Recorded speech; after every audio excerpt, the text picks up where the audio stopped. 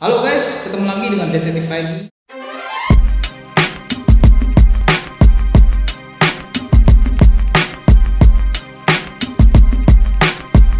Kembali lagi dengan Detektif Info, di mana gua akan mengulas atau membahas hal-hal yang berkaitan dengan dunia fiksi, kriminal, detektif, thriller, misteri.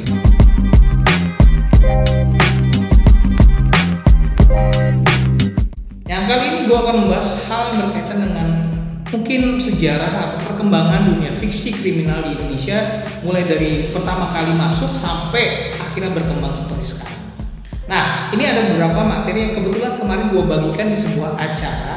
Ada sebuah acara yang di kerjasama antara penerbit Sunset Road dengan Detektif ID sambil menyambut ulang tahun dari Detektif ID, yaitu ada acara namanya Write Your Crime Festival, di mana gue waktu itu memberikan sebuah informasi atau membagikan tentang sejarah perkembangan fiksi kriminal atau detektif di Indonesia.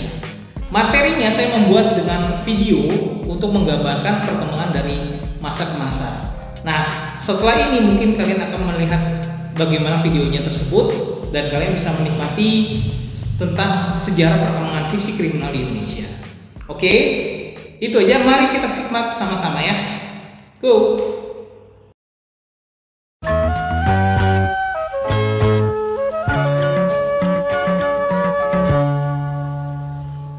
Man schijnt door de bomen.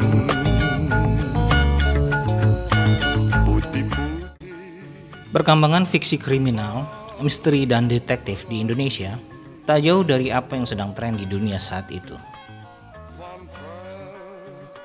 Masuknya ke Indonesia pun juga dimulai dari cerita buatan penulis Eropa yang diterjemahkan ke Indonesia. Salah satunya kisah Sherlock Holmes karangan Sir Arthur Conan Doyle. Era 1900 awal, sebuah novel karya Sir Arthur Conan Doyle yang berjudul The Study in Scarlet diterjemahkan ke Indonesia dengan judul Sherlock Holmes Kekuasaan Allah. Novel bergenre fiksi kriminal terjemahan pertama itu terbit di majalah Bintang Hindia pada 1904. Kenapa diberi judul seperti itu? Kebetulan pada saat itu majalah tersebut dibuat oleh para pengusaha etnis Tionghoa yang kemudian mencari cara untuk beradaptasi dengan masyarakat yang mayoritas Melayu dan religius. Maka mereka memilih judul yang akan menarik minat masyarakat dengan latar belakang seperti itu, sehingga akhirnya mau membeli dan membaca serta menyukai cerita tersebut. Cerita-cerita ini kemudian menginspirasi seorang sastrawan Pujaga Lama asal Riau bernama Suman Hasibuan yang dikenal dengan nama pena Suman HS. Cerita kriminal pertamanya berjudul Kasih Tak Terlalai, terbit 1929, berjenis cover story, di mana ceritanya ditulis melalui sudut pandang pelaku kejahatan. Ciri khas Suman HS selalu berkaitan dengan percintaan dan ada unsur adat istiadat lokalnya. Bahkan penjahatnya memiliki dialog-dialog yang sopan.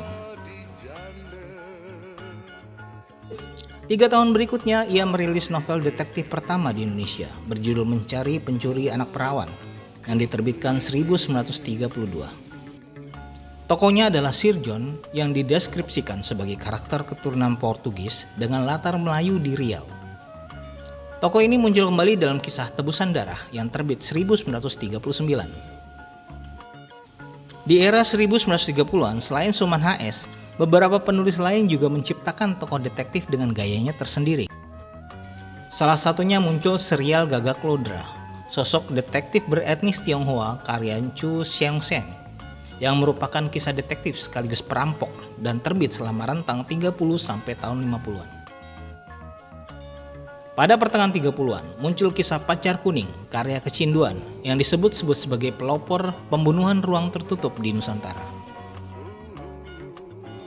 Saat industri buku saat itu didominasi Balai Pustaka pada akhir 1930, muncullah roman Medan sebagai gebrakan perlawanan dominasi tersebut. Roman Medan menampilkan berbagai jenis cerita, termasuk cerita detektif dan thriller, walaupun lebih banyak didominasi dengan spy fiction. termasuk cerita Pacar Mas dan Pacar Merah karya Yusuf Jajat dengan novel berjudul Mayat yang Bernyawa. Salah satu uniknya roman Medan saat itu adalah para penulis menggunakan nama tokoh asli di dunia nyata untuk dijadikan tokoh fiksi dalam novelnya. Contohnya tokoh Insinyur Soekarno yang dijadikan tokoh fiksi. Sebagian sastrawan menganggap roman Medan ini adalah cerita pisisan, namun mereka berani tampil beda saat itu.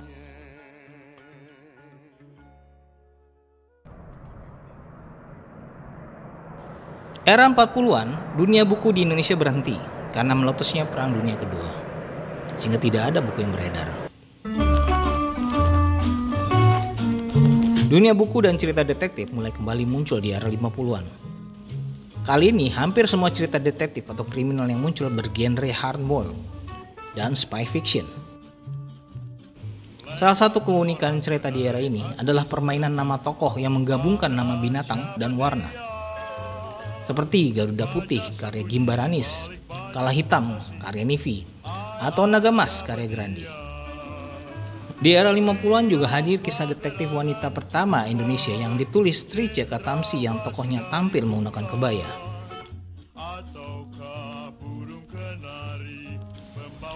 Memasuki era 60, tipe cerita detektif dan kriminal yang muncul rata-rata bergenre whodunit. Tokoh detektifnya juga mulai bekerja sama dengan polisian. Selain itu, sudah mulai menggunakan istilah forensik dalam ceritanya, seperti metode pemeriksaan sidik jari. Beberapa cerita yang hadir di era tersebut adalah novel berjudul Pembunuhan di Atas Ekspres Jakarta Surabaya 1962 dan Pembunuhan di Gereja Sunyi karya Zahakir Haris.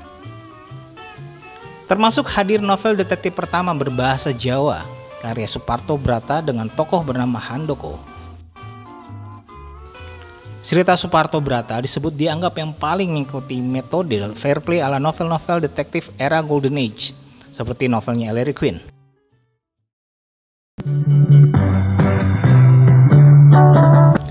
Memasuki era 70-an, cerita detektif dan kriminal didominasi dengan kisah spoof atau parodi, dalam artian cerita detektif yang berbalut komedi.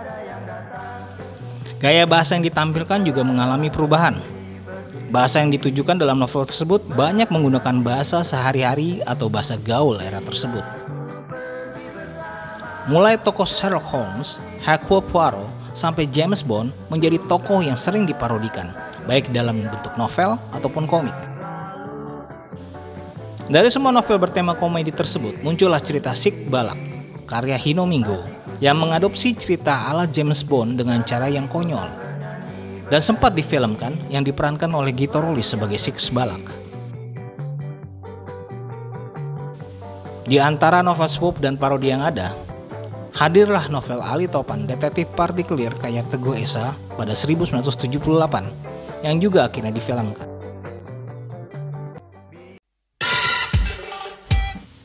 Indonesia memasuki zamannya keemasan untuk genre detektif pada masa 80-an yang berlanjut ke 90-an. Didominasi dengan cerita misteri ala Esmara Gede atau V. Lestari, serta kisah-kisah juvenile mystery atau detektif remaja karya Arswendo Atmowiloto, Bung Smas, dan lain-lain. Esmara Gede sempat disebut sebagai Agatha Christie-nya Indonesia. Dia menciptakan dua tokoh, Kosasih dan Gozali, yang berpasangan sebagai tokoh detektif di dalam setiap serinya. Saat novel-novel Dan Brown meledak di pasaran pada 2000-an awal, tren cerita kriminal berubah ke ranah konspirasi thriller. Hal itulah yang juga menginspirasi penulis-penulis lokal Indonesia. Sebut saja E.S. Ito dengan Negara Kelima dan Rahasia Midi, atau Zaino Ridwan dengan The Great Design, serta Rizky Ridwan Esmara dengan The Jakarta Secret. Sementara novel detektif bernuansa klasik, Seolah Tenggelam.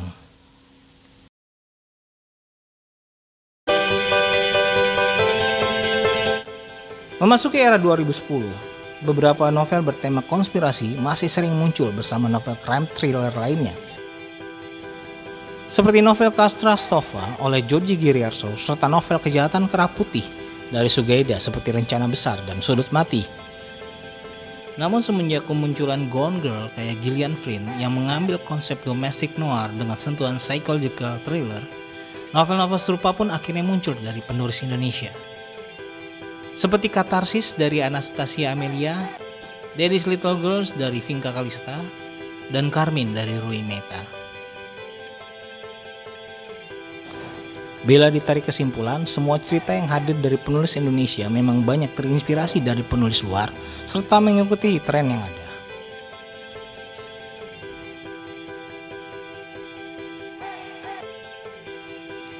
Itu tadi penjelasan kami tentang sejarah perkembangan genre fiksi kriminal di Indonesia dari zaman ke zaman sampai saat ini.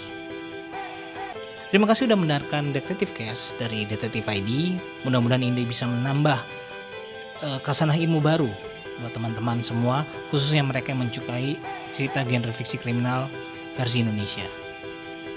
Oke, kita ketemu lagi di kesempatan berikutnya. Sampai jumpa.